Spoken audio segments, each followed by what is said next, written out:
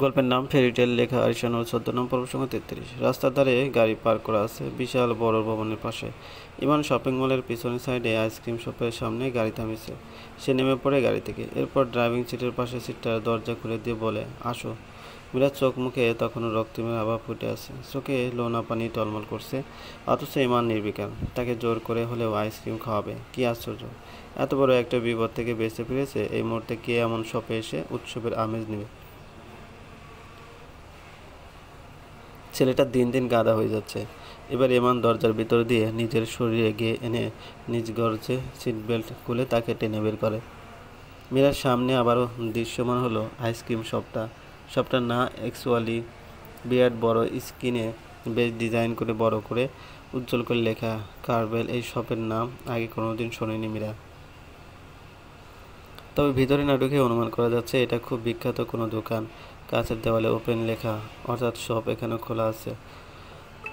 ইমান আবারও তার হাত ধরে এরপর আস্তে করে আগাতে থাকে। হাতে টান লাগায় সে আরেকবার পিছন ফিরে। মীরা তখনও এক জায়গায় দাঁড়িয়ে আছে। ইমান ভ্রুকুটি করে তাকায়, এরপর নিজে ২ কদম ফিরে এসে বলে, তোমার উপর কিছু চাপাতে চাই না আমি। এই সংসার, আমাদের বিয়ে, মিথ্যা ভালোবাসা সব ভুলে যাও আজকের জন্য। ইনফ্যাক্ট শুধু আজকের জন্য না, যতদিন তুমি ট্রমা থেকে বের হচ্ছ না ততদিন আমাকে প্রতারক স্বামী হিসেবে না দেখে বরং ট্যুর গাইড হিসেবে দেখতে পারো। Enjoy your days in new York. Shahrukh খানের একটা ডায়লগ আছে, কাল হো না হো, আগামীকাল আমাদের জীবনে আসবে কিনা কে জানে। It's uncertain. মেয়েরা তার পানে তাকালো। ইমান খুব সুন্দর করে হাসলো। সে আসলে তার করা দাঁতটা ঝিলিক মেরে ওঠে। ভালো লাগে দেখতে। ব্লু শার্টটা গায়ে মানিয়েছে বেশ। মীরা বলে, আমরা এখন কোথায়? মানহাতানে। আর আপাতত ম্যাসিসে, হেরাল্ড স্কোয়ারের সামনে, ওই পাশে মেইন গেট। আমি পেছন দিক দিয়ে এসেছির জন্য বুঝতে পারছো না, এটা নিউ ইয়র্কের অন্যতম বৃহৎ মল। ভিতরে ঢুকলে বুঝতে পারবে। মীরা আশেপাশে তাকালো। বিদেশি রাস্তাগুলো ভারী সুন্দর। এ জায়গায় ভালোই ভিড় এখন মনে হচ্ছে। এদেশে মানুষ বাস করে। ইমান তাকে নিয়ে বৃত্তাকার পথে ঘুরে একদম এন্ট্রি পয়েন্টে আসলো। গেটের সামনে একটু উপরে লেখা, দ্য ওয়ার্ল্ডস লার্জেস্ট স্টোর। একটা স্টার থিনের লোগো সেটে দেওয়া আছে পোস্টারের ওইদিকে। 3 ডাইমেনশনে। মীরা সামান্য বিস্মিত হয়ে তাকালো। আসলেই কি এটা সবচেয়ে বড় স্টোর? বিশ্বাস হচ্ছে না। এর চেয়ে তো আমাদের গাউসে নিউ মার্কেট ভিড় বেশি থাকে। ইমান তাকে নিয়ে মলের ভিতর প্রবেশ করে। ভিতরে যেতেই মীরার চোখ বেরিয়ে যাওয়ার উপক্রম। এত বিশাল হবে এটা বাইরে থেকে সে কল্পনা করেনি। অতিরিক্ত আলোয় সবকিছু ঝলমল করছে, চোখ ধাঁধা খেয়ে যাচ্ছে। ইমান তাকে নিয়ে সিঁড়ি বেয়ে ৭ তলায় উঠে সিঁড়ি দিয়ে ওঠার সময় মলটার এক অংশ তার চক্ষু দিয়ে দেখা গেল। তারা ৭ম ফ্লোরে অবস্থিত কার্ভেলে ঢুকলো। মীরার একটা জিনিস ভালো লাগলো যে ইমান লিফট দিয়ে ওঠেনি। সত্যি বলতে মীরা আর জীবনেও লিফটে উঠবে না। কার্ভেলে ঢোকা মাত্র এসির হিম বাতাসে ঠান্ডা অনুভূত হলো। এখনকার সবখানে এসির টেম্পারেচার অনেক কমানো থাকে কিনা কে জানে। আশ্চর্যজনকভাবে সবটা ৭ তলায়। মীরা ভেবে পেল না সে গাড়ির ভিতর থেকে ৭ তলায় অবস্থিত এই দোকান কিভাবে দেখল। অবশ্য সর্বপ্রথম এই দোকানের পোস্টার সে গাড়ির মিররের রিফ্লেক্ট দেখে অনুমান করেছিল ইমান তাকে আইসক্রিম খাওয়াতে এনেছে। তারা প্রবেশ করতে একজন ওয়েটার হাসি মুখে এসে তাদের অভ্যর্থনা জানায়। ইমান হেসে বলে, আমাদের কর্নারে একটা টেবিল দিন। সে হতভম্ব হলো ইমানের কথায়। ওর বিন্দুমাত্র লজ্জাবোধ নেই, অসভ্যতা এখনও কমেনি। কীভাবে ওয়েটারকে ডেকে বলে কর্নারের টেবিল চায়? বেশরম ছেলে। একটু আগেই বললো তাকে স্বামী হিসেবে ভাবতে না, অথচ কোয়ার মতো লুচ্চ বয়ফ্রেন্ড থেকে অধমে। মীরা কটমট করে বলে, আমি কর্নারে টেবিলে বসবো না, একদম মাঝে বসবো। আর আপনি মোটেও আমাকে স্পর্শ করবেন না। এই অধিকার বিয়ের রাতে হারিয়ে ফেলেছেন।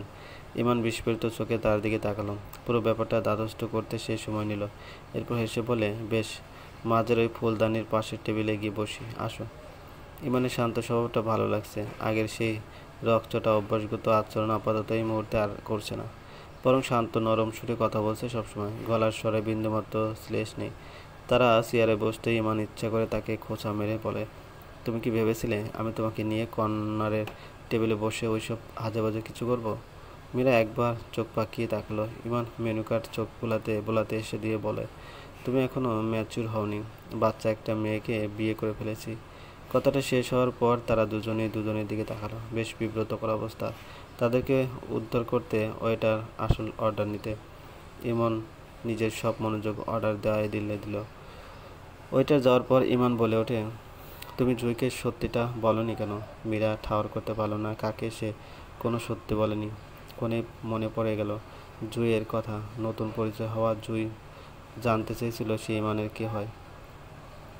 যদিও প্রশ্নটা ইমানকে করা হয়েছিল, কিন্তু জবাব সে দিয়েছিল। মীরা বলে, আমি কাউকে কিছু বলিনি, সেটা তো দেখতেই পারছি, কিন্তু কেন? তুমি চাইলে আমার বাসার সব সত্য বলে দিতে। যে কথাটা আপনি বলেননি সে কথাটা আমার মুখ থেকে বলার শোভা দেয় না। আমি নিজ থেকে আপনার পরিবারের কাউকে এই সত্যটা কোনোদিন বলবো না। তুমি কি আমার উপর অভিমান করে আছো? আপনার উপর অভিমান করার অধিকার আমি নিজেকে দেইনি বাব্বা। আজকাল দেখছি তুমি অধিকার নিয়ে অনেক সোচ্চার। মীরা অন্যদিকে তাকালো। রেস্টুরেন্টে আরও অনেকে আছে। 4টা টেবিল কুকড। একটা টেবিল কাপল বসেছে, তারা একজন আরেকজনকে জড়িয়ে ধরে চুমু খেলো। তা দেখে মীরা চোখ বড় বড় করে তাকিয়ে তবদা খেলো। ইমানের বেশ হাসি পেল। ওয়েটার আইসক্রিম নিয়ে আসলো। ইমান সবার আগে নিজে খাওয়া শুরু করলো। যদিও সে আইসক্রিম চকলেট খায়নি, কিন্তু মীরার নাকি সবচেয়ে প্রিয় আইসক্রিম, এই জন্য এখানে আসা। এখানকার আইসক্রিম বেস্ট। অবশ্য এই বেস্ট রেটিং সেই দেয়নি, জুয়ের রিকমেন্ডেশন এটা। মীরা তাকে দেখে চামচে করে আইসক্রিম মুখে দিল। তার কাছে বেশ মজা লাগলো। বাটার স্কচের সঙ্গে চকলেটের একটা ফ্লেভার পাচ্ছে সে। ইমান বলে, কালকে সোনালি আপুর সঙ্গে কথা হয়েছে। মীরা চোখ তুলে তাকালো। ইমান বলে ওঠে, তুমি জানো বাসায় সবাই তোমার জন্য কত দুশ্চিন্তা করছিল। এভাবে না বলে আসাটা কিন্তু বাচ্চামো। সোনালি আপু আপনাকে সব বলে দিয়েছে? মোটামুটিভাবে সব জানি। আসলে আমি তোমাদের সম্পর্কে কিছু জানতাম না। যোগাযোগ ছিল না বিধায় তোমরা যে আলাদা থাকছো এটা জানি না। মা রাগ করে মামা বাসায় শিফট হয়েছে আমাদের নিয়ে। ভালো করেছো, আগে এমনটা করা উচিত ছিল। মীরার মুখটা ভার হয়ে আসলো। তা দেখেই মান চুপ মেরে যায়। আজকে এইসব কথা ওঠে না, ঠিক হবে না। মেয়েটার সঙ্গে পরে ধীরে সুস্থে কথা বলতে হবে। আইসক্রিম খাওয়া শেষ করে ইমান বলে, আমাদের লাঞ্চ করা উচিত ছিল। এই সময় কে আইসক্রিম খায়? মীরা বলে, আপনার আম্মু আমার জন্য আজকে স্পেশাল ডিশ করবে দুপুরে। ইমানের মুখ কঠিন হয়ে আসে। সে নিজেকে সামলে বলে, আমার মা বহু আগেই গত হয়েছে। তুমি কার কথা বলছো? মীরা সামান্য চমকে উঠে বলে, আপনার স্টেপ মাদার আর কি। নিজের মা আর স্টেপ মায়ের মধ্যে তফাৎ আছে। হুট করে আপনার মা বলাটা বিভ্রান্ত সৃষ্টি করে। কিন্তু নেক্সট হলিডেতে সাদকে নিয়ে ডিজনিল্যান্ডে যেতে পারো। চলো এখানে বাসায় যাই, তোমার রেস্ট নিতে হবে, মেডিসিনও নিতে হবে। Let's go. তারা বাসায় যখন পৌঁছে তখন লাঞ্চ আওয়ার। সাদ আর হাসনাইনা ডাইনিং টেবিলে অপেক্ষা করছিল। তাদের আসতে দেখে সাদ খুশি হয়ে বলে, তোমাদের জন্য অপেক্ষা করছিলাম, একসঙ্গে লাঞ্চ করব, কাম। হাসনাইনাও যোগ দিয়ে বলে, আজকে মেক্সিকান একটা ডিশ করেছি, চিকেনের একটা প্রিপারেশন আছে, ওটা অবশ্য তুর্কি স্টাইলে বানাবো। আসো মীরা। সে কি, তোমার কপালে কি হয়েছে? মীরা টেবিলে বসে বলে, দুর্ঘটনার কবলে পড়ে গিয়েছিলাম। ইমান কখনোই বাসায় খায় না, তাই ডাইনিং রুমে অতিক্রম করে যেতে ধরলে হাসনাইনা বলে ওঠে, তুমি উপরে কেন যাচ্ছ, খেয়ে যাও। আজকে ইমান মীরার সামনে ঝামেলা করলো না, টেবিলে মীরার পাশে বসলো। মীরা শর্টকাটে সবটা বলল। হাসনাইনা বলে, আল্লাহ রহমত তোমার কিছু হয়নি। তারা নিঃশব্দে খেয়ে ওঠে। মীরা খেয়ে উপরে উঠে যায়। ইমানের খাওয়া শেষ হয়নি। সে টাইম নিয়ে ফোন চালাতে চালাতে খাবার চিবাচ্ছে। হাসনাইনা বলে, খাওয়ার সময় ফোন চালাতে হবে? ইমান উঠে পড়ে। তার প্লেটে খাবার বাকি ছিল, সেগুলো আর খেলো না। উপরে উঠে দেখলো মীরা আজকেও ডিবানে গুটিসুটি মেরে শুয়ে ঘুমাচ্ছে। এত স্বল্প সময়ের ব্যবধানে কেউ কীভাবে ঘুমাতে পারে? ইমান তাকে পাজা করলে তুলে বেডে শুয়ে কম্বল গায়ে দিয়ে দিল। এরপর নিজে গোসল করতে বাথরুমে ঢোকে। খানিকক্ষণ পর সে খালি গায়ে বের হলো।